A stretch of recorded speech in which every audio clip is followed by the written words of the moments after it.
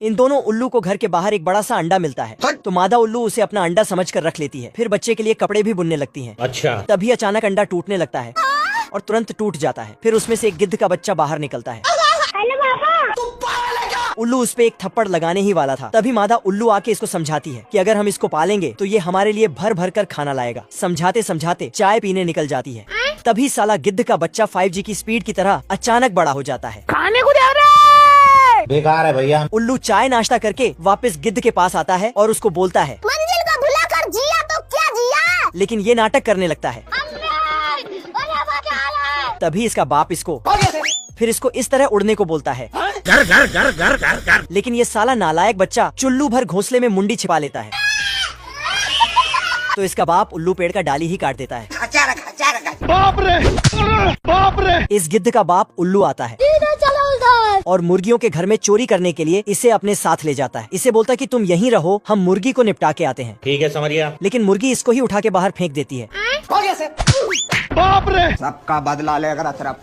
फिर एक हथौड़ा देके बोलता, जैसे ही मुर्गी बाहर आएगा इससे मुर्गी को मारना। रस्सी जल गई पर बल नहीं गया। तभी मुर्गी को लेके बाहर निकलता है।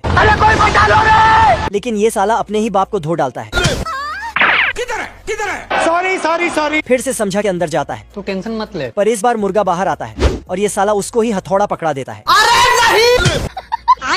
क्या बोलूं मैं इस पे? फिर उल्लू ने एक बॉम्ब लिया और मुर्गी के घर में डालकर फरार हो गया। लेकिन मुर्गी बॉम्ब को बाहर फेंक देती है। पर ये साला इसको अपने बाप का सामान समझकर वापस उल्लू को देने चला जाता है। उल्लू बॉम्ब से बचकर एक डिब्बे में छिपता है। लेकिन ये वहाँ भी पहुँच जाता है। गिद्ध बॉम्ब को ले जाकर अपने माँ को दे देती है। तो उल्लू ये दो चूहे इस बीमार बिल्ले को खूब परेशान करता है। आज मैं मर गया भैया। एक रात की बात है, ये बिल्ला चूहों को पकड़ने दौड़ता है।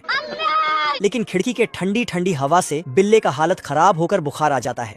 ये देखो मेरी हालत कमजोर हो गई। तो बिल्ला 2-4 दवा खाकर फिर से चूहों को पकड़ने दौड़ता है। लेकिन साला चूहा खिड़की खोल देता है। बाप रे।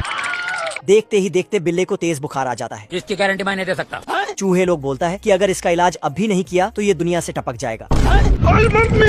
लेकिन इतनी रात को दूर दूर तक कोई डॉक्टर नहीं था। तो बिल्ला चूहों का पैर पकड़कर बोलता है कि तुम ही मेरा किसी तरह इलाज कर दो। अच्छा। लेकिन ये सब इन चूहों का एक चाल था। झूठ मूठ का इलाज का नाटक करता है और बिल्ले के पीछे 2 पंख लगा देता है। फिर साला बिल्ले के नकली कब्र में फूल चढ़ाता है। ये कैसे हो गया? तो बिल्ले को लगता है कि मैं तो दुनिया से टपक गया। खत्म हो गया भैया मैटर। बिल्ला चूहों के सामने आके खड़ा हो जाता है। ये देख, असली असली। लेकिन चूहे लोग उसे नजरअंदाज करके निकल जाता है। फिर बिल्ला कुत्तों की तरह हरकतें करता है। चूहे रोते हुए जाता है कि हमारा बिल्ला अब नहीं रहा। भाई यहाँ पे क्या हो रहा भाई? तभी रात के 12 बज जाता है और भूत आने का टाइम हो जाता है।